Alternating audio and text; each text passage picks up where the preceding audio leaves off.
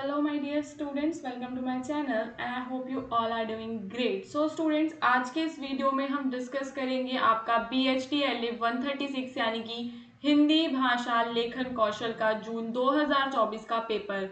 So students, यहाँ पर मैं आपको हर एक क्वेश्चन के आंसर में आपको कौन कौन से पॉइंट्स को इंक्लूड करना है ये बताने वाली हूँ। प्रीवियस ईयर पेपर जो है उसको डिस्कस करना, उसके क्वेश्चंस के आंसर्स को लर्न करना आपके लिए बहुत ही ज़्यादा इंपॉर्टेंट है, क्योंकि जो भी बच्चे जून 2025 में एग्जाम देने वाले हैं उन्हें अपने एग्जाम की तैयारी अभी से ही स्टार्ट करनी है। और तैयारी को स्टार्ट करने के लिए इम्पॉर्टेंट क्या रहता है कि हम पैटर्न को समझें क्वेश्चंस के। सो यहाँ पर इसी वीडियो के अंदर हम डिस्कस करेंगे कि क्या क्वेश्चंस का पैटर्न रहता है, कितने क्वेश्चंस आपको करने हैं और आंसर राइटिंग करते वक्त कौन कौन सी बातों का आपको ध्यान रखना है। सो गाइस, इस वीडियो को पूरा एंड तक देखना अगर आपका BHDLA 136 का पेपर जून 2025 में होने वाला है तो। सो स्टूडेंट्स, चलते हैं हम लोग हमारे पहले क्वेश्चन पे। सो ये आपका खंड का है, इसमें आपके जो है क्वेश्चंस जो है ईच क्वेश्चन 20 मार्क्स का है। निम्नलिखित प्रश्नों में से किन्हीं दो प्रश्नों के तो आपको उत्तर देने हैं।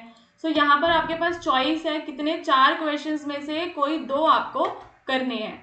तो जो आपका पहला क्वेश्चन है वो है शब्द निर्माण और जो शब्द रचना होती है उसका पूरा आपको डिटेल में आपको वर्णन करना है कि जो शब्द निर्माण की प्रक्रिया है वो क्या होती है। तो इसके अंदर नए शब्दों का निर्माण किया जाता है, ठीक है। और वहीं जो आपकी शब्द रचना है उसमें क्या रहता है कि जो शब्दों के अर्थ होते हैं उनको समझने के लिए अनेक जो उनके घटक हैं उनका विश्लेषण किया जाता है। फिर इसके जो प्रमुख तरीके हैं, अगर शब्द निर्माण के तरीके जो होते हैं वो क्या होते हैं कि उसमें हम प्रत्यय है ना, उपसर्ग, ये सब लगा सकते हैं तो शब्द निर्माण हो जाता है, कुछ परिवर्तन कर सकते हैं। और शब्द रचना में भी प्रत्यय उपसर्ग जो है वो जोड़े जाते हैं। इसके बाद जो है आपका दूसरा क्वेश्चन है वो है पत्र लेखन के प्रकारों का वर्णन करते हुए अनौपचारिक पत्र और औपचारिक पत्र का आपको वर्णन करना है। तो पत्र लेखन जो है वो एक महत्वपूर्ण देखो संचार का माध्यम है, ये आप बताओगे। पत्र लेखन में आपके अनौपचारिक और औपचारिक पत्र 2 तरीके के होते हैं, उनके बारे में पूरा डिस्क्राइब करना है। अगर बात की जाए अनौपचारिक पत्रों की तो ये जो है व्यक्तिगत संबंधों के लिए लिखे जाते हैं ना, अपना व्यक्तिगत संबंध है आपका किसी के साथ, फ्रेंड्स को, अपनी फैमिली मेंबर्स को, ये लिखे जाते हैं। और जो आपके औपचारिक जो पत्र होते हैं वो कहीं ना कहीं आपके व्यवसाय से जुड़े हुए व्यावसायिक कार्यों के लिए, आपके सरकारी कार्यों के लिए, ठीक है, या जो भी आधिकारिक जो कार्य होते हैं उनके लिए किए जाते हैं। और जब हम औपचारिक पत्रों को लिखते हैं तो हमें औपचारिकता का पालन करना होता है, भाषा शैली पर हमें ध्यान देना होता है।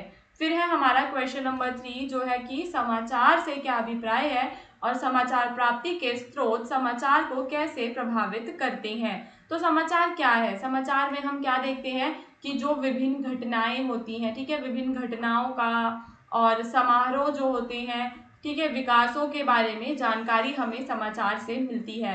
और समाचार जो है वो हमें दुनिया भर में होने वाली घटनाएं, ठीक है, दुनिया में जो भी घटनाएं हो रही हैं उनके बारे में जानकारी भी वो हमें प्रदान करते हैं।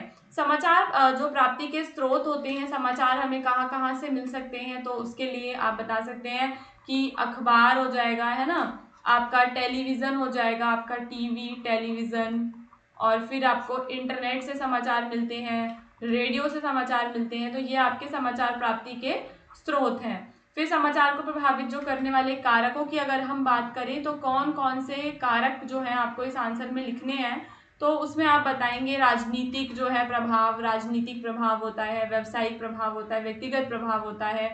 फिर शिल्प के स्तर पर प्रभावी लेखन की विशेषताएं स्पष्ट आपको करनी है। तो शिल्प के स्तर पर प्रभावी लेखन की विशेषताओं में आपको बताना है स्पष्टता और सरलता, ठीक है। प्रभावी लेखन में जो आपकी स्पष्टता होती है और सरलता जो होती है उसका बहुत ही ज़्यादा महत्व होता है।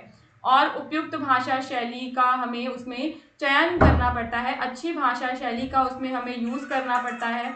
और जो भी हमारे पाठक हैं, ठीक है, ये क्या रहती है हमारी पाठक केंद्रित रहती है। तो इन सारी चीज़ों को आपको ध्यान देना है। तो ये 4 क्वेश्चंस थे, एग्जाम में एनी 2 आपको करने हैं, तो आई होप कि आप कर पाएंगे। अब हम चलते हैं खंड खा में जिसमें आपको 4 क्वेश्चंस करने हैं, ठीक है। सो ये आपके हैं, जैसे कि पहला जो आपका क्वेश्चन है उसमें आपको शब्दों के अर्थ पक्ष का आपको वर्णन करना है। तो शब्दों के अर्थ कैसे बनते हैं, शब्दों के अर्थ क्या होते हैं, ठीक है, शब्दों के अर्थ के जो प्रकार हैं जैसे कि वाच्य अर्थ, लक्ष्य अर्थ, व्यंग अर्थ, मुहावरेदार अर्थ, इस तरीके से आपको पूरा बताना है।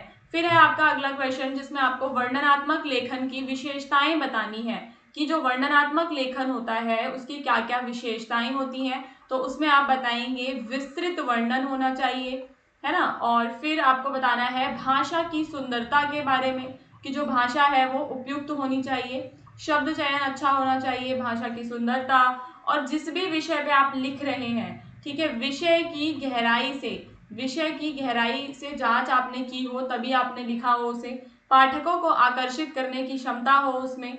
फिर है आपका अगला क्वेश्चन अर्ध सरकारी पत्र किसे कहते हैं। तो ये वो पत्र होते हैं स्टूडेंट्स जो आपके जो सरकारी जो संस्थान होते हैं, ठीक है, या सरकारी जो निगम होते हैं, सरकारी संस्थान या फिर निगम, इनके द्वारा इन्हें जारी किया जाता है, ठीक है। सरकारी अधिकारियों की भागीदारी पर इसमें नहीं होती। फिर समाचार की जो भाषा वाला एक क्वेश्चन है कि समाचार की भाषा का आपको इसमें वर्णन करना है। तो कौन कौन सी भाषा है समाचार की। तो समाचार की जो भाषा है अलग अलग होती है। देखो, पत्रकारिता में जो भाषा है वो अलग है, प्रौद्योगिकी की एक भाषा होती है, साहित्य की भाषा अलग होती है, वो सारा आपको बताना है। फिर शब्दों की समतुल्यता का जो सिद्धांत है वो क्या है, तो ये जो है, और अनुवाद की प्रक्रिया, दोनों के बारे में आपको बताना है। तो समतुल्यता का सिद्धांत क्या बताता है कि जब हम क्या कर रहे होते हैं, अनुवाद, ठीक है, सो अनुवाद के वक्त जो है आपका जो मूल शब्द होते हैं, अनुवाद करने में मूल शब्द के अर्थों में कुछ ज्यादा परिवर्तन नहीं आना चाहिए, समतुल्य शब्द का ही हमें चयन करना है जब हम क्या कर रहे होते हैं, अनुवाद कर रहे होते हैं। तो अनुवाद की भी प्रक्रिया है, जैसे कि जो मूल संदेश जो होता है उसमें हमें मूल संदेश को एक भाषा से दूसरी भाषा में बदलना होता है, ठीक है। सो गाइस, अगर आपको इस सारे क्वेश्चंस के आंसर्स डिटेल में चाहिए तो प्लेलिस्ट का लिंक आपको मिल जाएगा डिस्क्रिप्शन में, ठीक है। वहां से जाके जो है आप लोग सारे आंसर्स को जो है अपना रिवाइज कर सकते हैं। आप चाहें तो अपनी नोटबुक्स में उनको लिख भी सकते हैं, नोट्स बना सकते हैं, क्योंकि मैंने इन सारे क्वेश्चंस के डिटेल में जो आंसर्स वाले वीडियो है वो बना रखे हैं, और एग्जाम टाइम पे हम रिवीजन लेकर आएंगे आपके लिए। तो आपको चैनल को जरूर सब्सक्राइब करना है ताकि आपकी रिवीजन भी हो सके। फिर हमारा लास्ट क्वेश्चन है प्रभावी लेखन के लक्ष्य का आपको विस्तृत वर्णन करना है। क्या लक्ष्य होता है प्रभावी लेखन का।